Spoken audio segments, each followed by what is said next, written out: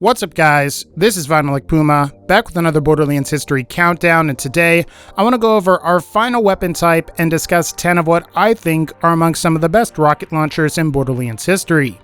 Now, before we start, Borderlands 2 and the pre-sequel have some of the best rocket launchers in the entire series, while Borderlands 1's rocket launchers aren't quite as prestigious. Now, that's not to say that Borderlands 1 doesn't have good rocket launchers, but they are for the most part not quite on par with the launchers from some of the more recent games. And with this in mind, I am trying to strike a balance between all three games so far, as otherwise this entire list would be totally dominated by some of the best launchers that both Borderlands 2 and the pre-sequel have to offer. So just because you don't see a particular rocket launcher that you really like on this list, that doesn't necessarily mean that it's not good, it just means that it didn't make the list. And as always, feel free to leave some of your favorites in the comments section below. However, without further ado guys, I am pleased to present 10 of what I think are among the best launchers in Borderlands history, starting now. Number 10. Hilux rocket launchers from Borderlands 1. So, the Hilux is a type of rocket launcher from Borderlands 1 that fires 3 projectiles that travel in a circulating pattern towards enemies. However, what's nice about these launchers is that you're firing 3 rockets at the cost of 1, and with elemental variants, you're potentially getting 3 chances to apply a damage over time effect, which essentially guarantees that you're going to apply a damage over time effect. This makes Hilux launchers great for shooting into groups of clustered enemies, as you can usually apply a damage over time to a few of them while switching to another weapon to finish them off. And because you're not consuming a whole lot of ammo, you can do this fairly efficiently as well. Otherwise, there's not really a whole lot to these other than the fact that pretty much every weapons manufacturer makes them. However, I think you'll find that Maliwan variants tend to be preferable, as they're always guaranteed to come in an element. But, like all non-unique weapons, Hilux launchers can be acquired from any suitable loot source. Number 9. The Hive launcher from Borderlands 2. The Hive is a fairly niche but great rocket launcher once you properly get the hang of how it works. Unlike many other rocket launchers which explode upon hitting an enemy or a surface, the Hive deploys an orb which starts to spin and emits needles that home in on enemies, dealing corrosive damage. This can be surprisingly lethal to enemies that are vulnerable to corrosive damage, like loader bots or even armored psychos. However, unlike other rocket launchers which work well at getting the player out of fight for your life, I think you'll find that you're mostly better off leading with the Hive during combat. After all, the Hive's needle projectiles are unlisted, thus they can fully benefit from amp damage provided by the bee. Also, I think you'll find that this weapon is best paired with the Grog Nozzle's Drunk effect, as it will allow you to greatly increase the projectile count at no additional ammo cost. The biggest flaws with this weapon are its corrosive elemental exclusivity and the fact that the weapon is a lot less effective when fired at walls. Thankfully, you can correct the latter issue by firing at the ground, as the needle projectiles aren't impeded that way. But if you want the Hive launcher, it drops from Saturn, who is located in the Arid Nexus Badlands. It is a pretty rare drop and not necessarily an essential rocket launcher, but it is still a pretty great one if you can obtain it. Number 8. The Undertaker launcher from Borderlands 1. Out of all of the pearlescent rocket launchers in the series, the Undertaker is the best one. Granted, I suppose it doesn't really have that much competition, but still, the Undertaker is a pretty great rocket launcher as far as Borderlands 1 is concerned. And this is mostly because the Undertaker improves upon most Borderlands 1 rocket launchers without any obnoxious drawbacks like high ammo consumption or poor reload speed. In fact, you may notice that thanks to the improvements to magazine size and fire rate, that the Undertaker has far better DPS than most other Borderlands 1 launchers as well, making it a much more practical option than a lot of the other launchers in the game. I also think you'll find that the Torg Undertaker is far superior to the legendary Torg Redemption.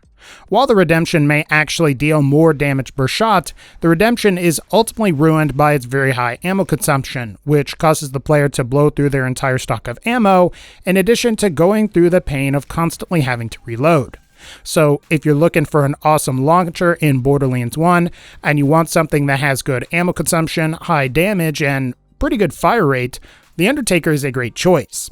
And if you want an Undertaker, your best bet is to loot it from badass General Nox enemies, Drifters, Skyscraper, Crummerax, or Crimson Lance weapon chests. Number 7. The Mongol launcher from Borderlands 2 and the pre-sequel. Fun fact, the Mongol is the only rocket launcher that has managed to appear in every Borderlands game to date, and unlike other weapons where the rarity has been changed and or the special effect is different, the Mongol's rarity and special effect are largely intact. What the Mongol does when you fire it is it emits a number of extraneous rockets as it travels through the air, and this stops once the Mongol's initial rocket either hits an enemy or a surface. So, functionally speaking, you'll find it generally best to use the Mongol at a distance from the enemy you're shooting at, or to fire it from really high up in the air, and then let the extraneous projectiles rain down on enemies. As far as implementation is concerned, I think the Mongol was at its worst in Borderlands 1, simply because it didn't fire enough extraneous rockets to make its use worthwhile. The Borderlands 2 variant was unfortunately limited by Pandora's gravity, as well as the fact that Borderlands 2 clearly has other superior rocket launchers like the Norfleet or Bada-Boom. However, the Mongol is actually a very viable launcher in the pre-sequel thanks to the low gravity mechanics, as you can quickly put distance between you and the enemy that you're shooting at, thus allowing you to get the most out of those extraneous rockets. Ultimately, if you want the Mongol, you can acquire it from any suitable loot source in Borderlands 1 and the pre-sequel, while in Borderlands 2, you'll need to farm to Kino's mom in Lynchwood for it during or after the Demon Hunter side quest. Number 6. The Nukem launcher from Borderlands 2 and the pre-sequel. Despite the popularity of other legendary rocket launchers in Borderlands 2, the Nukem is a great rocket launcher that also ended up returning in the pre-sequel. Functionally, the Nukem fires a rocket projectile in an arc that explodes into a nuclear mushroom cloud when it comes into contact with an enemy or a surface.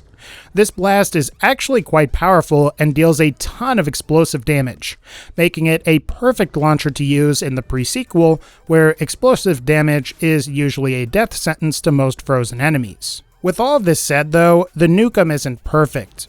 While the blast radius is large, the damage between the epicenter of the blast and the ensuing shockwave on the outskirts of the blast is definitely noticeable. Also, depending on what parts the Nukem spawns with, the reload can either take eons or actually be quite fast.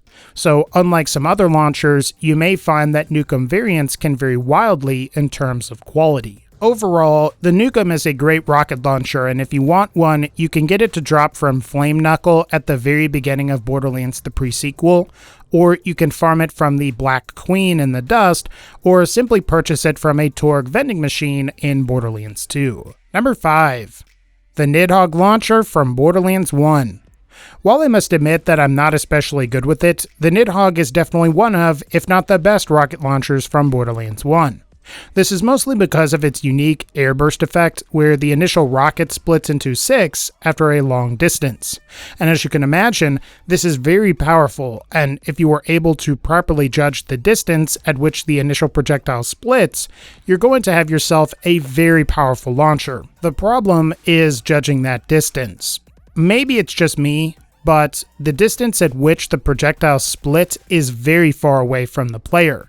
And this is unlike a lot of weapons that we've seen from Borderlands 2, like the Becca or Lyuda, which have the projectiles split noticeably closer to the player, making it much easier to take advantage of that particular effect. Regardless of that fact though, I still think the Nidhogg makes for a great direct fire launcher, assuming you decide to use it that way.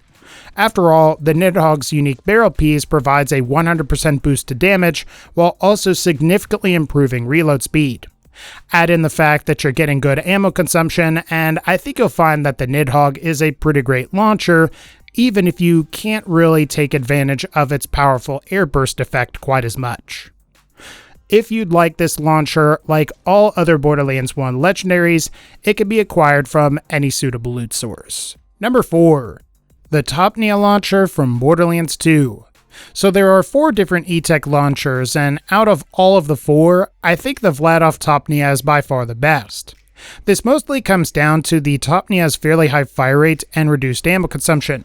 However, like you might see on some of the other E-Tech launchers, you're still getting the signature blue ore cataclysm effect, which allows you to totally miss and still hit enemies, dealing massive amounts of damage. However, in addition to the lower ammo consumption than usual, the Topneaa is also nice because it has a chance to fire shots that don't consume ammo, which, depending on how you look at it, I guess artificially increases the weapon's magazine size beyond what's listed. I suppose the only downside to the Topneaa is that it doesn't really have a designated drop area, and you're going to have to get lucky and have one drop from any suitable loot source. Otherwise, it is a great rocket launcher, and if you can get your hands on one of these, I'd highly recommend you do so, as they are quite versatile. Number 3. The Bada-Boom launcher from Borderlands 2. The Bada-Boom is a great rocket launcher from Borderlands 2 in the pre-sequel that combines high projectile count with awesome ammo consumption. Unlike most launchers that usually fire one projectile while also consuming a crap ton of ammo per shot, the Bada-Boom doesn't have these problems, and in a certain sense, the Bada-Boom may actually offer a great middle ground alternative for the players that want the damage/elemental flexibility of Torg and Melon launchers, while also having the reduced ammo consumption that you might potentially see on a Vladov launcher. Of the two versions, however, the Borderlands 2 variant is probably the best, as it can be used by the player to perform rocket jumps. While I will admit that I'm not the best at this, dual-wielding Bada-Booms on Salvador can allow you to get to a lot of places that you normally couldn't get to otherwise. In fact, if you plan on exploring a lot of the various out-of-map or out-of-bounds locations found throughout Borderlands 2, the Bada-Boom is often the best way to accomplish this. Otherwise, if you want this weapon, it can be acquired in Borderlands 2 by defeating an enemy named King Mong that spawns in the Iridium Blight. As for the pre-sequel, you're going to have to acquire it from either the grinder or from any other suitable loot source. Number 2. Kaneda's laser from Borderlands the pre-sequel. While many aren't huge fans of the pre-sequel, some of the new legendaries that were added were pretty awesome, and as far as legendary launchers are concerned, I think Kaneda's laser is one of the coolest and is definitely one of the pre-sequel's best rocket launchers. For the uninitiated, the name Kaneda's laser is a reference to the Arasaka HLR-12X heavy laser rifle from the Akira manga and anime, and what this thing does is it fires a beam of energy that utterly obliterates anything in its path. Much like the laser from Akira, Kaneda's laser fires a yellow beam that deals massive amounts of damage to enemies, and within the confines of the game itself, Kaneda's laser primarily deals explosive damage. However, what makes Kaneda's laser valuable though is its high accuracy and potential to perform critical hits. While most launchers are known for their high base damage, the ability to crit makes this damage even more massive, and provided you take the time to freeze an enemy beforehand, you can usually one-shot them by aiming at their crit spots. I also just really like the precision of this launcher. While it's more difficult to use than some of the other launchers from the games, the damage potential that's unlocked from making precise shots is totally worth it, as you can take out even some of the tougher enemies very quickly. Ultimately, if you want Kaneda's laser, your best bet is to acquire it during the final mission of the Claptastic Voyage DLC called System Shutdown. After you beat Eclipse and EOS, Shadow Trap has a chance to drop a random legendary, and Kaneda's laser is one of the random legendaries that can drop. And finally, number 1, the Thingy. Wait, what? Oh, I'm sorry guys, I misread that.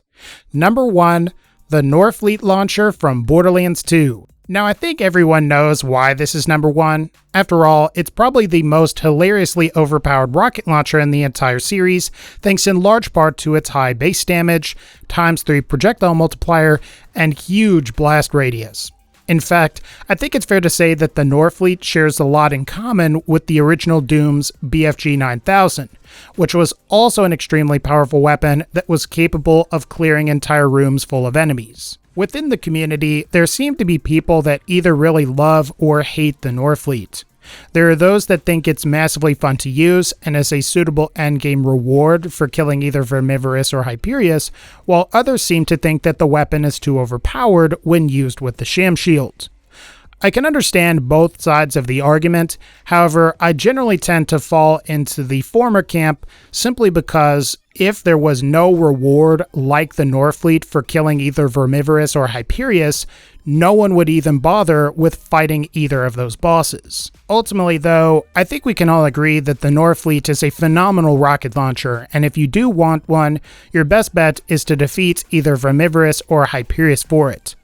Of the two, Hyperius is usually the better option as he can be defeated solo, while you will need a group to spawn Vermivorous. Hopefully, we'll see the Norfleet return in Borderlands 3.